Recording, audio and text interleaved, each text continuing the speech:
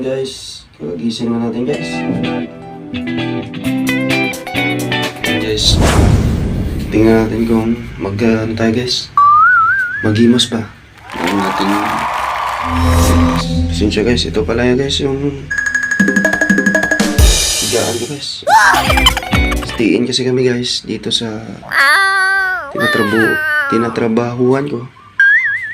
Ito, electric pan, dalawa pa yan guys. Tapos ngayon guys, kagising na natin, nagsaing tayo guys. Luto na yung sinaing natin.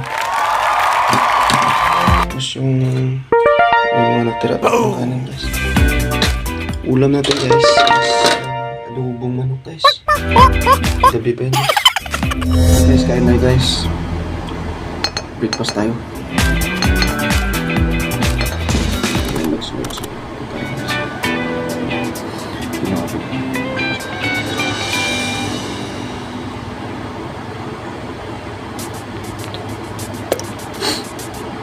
Tara guys, adobo yung ulam natin guys.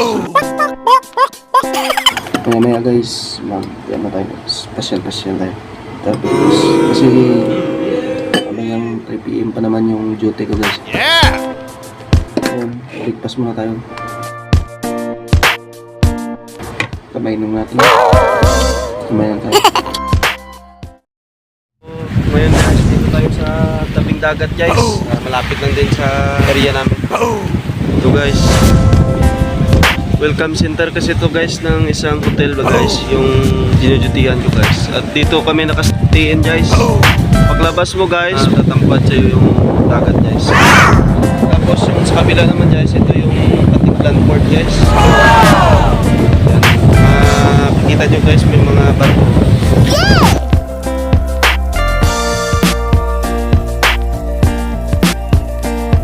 Dito kasi guys, sa dinudutihan ko, pag ganito na may mga low pressure, malakas yung habagat guys. Kaya nag-8 hours yung duty namin. Kasi yung taga ibang hotel, hindi sila makatawid dito. Yung mga speedboat nila papuntang Boracay guys. Para din sa safety ng kanilang mga guests guys. Kapag ganito, sila doon sa Tabon Port, pag habagat dito doon guys, tahimik yung dagat, hindi masyadong maalon pag doon sila dadaan. Kung wala namang low pressure guys, ibalik naman ulit dito yung biyahe nila. Dito naman sila tatawid. Tsaka yun guys, magdudusi oras naman yung situation namin dito sa gating sa duty namin. Kapag sahuran guys, pag ganito na 8 hours kami, kunti lang yung aming sasahod guys. Survive na sa pansarili lang. Wala nang sobra na kapag padala pa kami sa pamilya namin kasi yun nga, 8 hours na. Lahat naman ng gastusin namin guys, pang-araw-araw doon pa namin kinukuha Pero okay lang guys, tiis lang, at least diba may income. Yun pala guys, may isang partner, nasarapan siya mag ligo.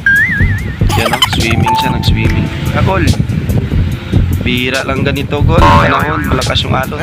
Siguro guys sa kanila guys, malamig siguro yung weather nila doon, mga Europe siguro to. Compare kasi dito yung dagat at saka doon, hindi masyado malamig dito guys. Sa ibang bansa kasi, medyo mas snow doon yung weather ba.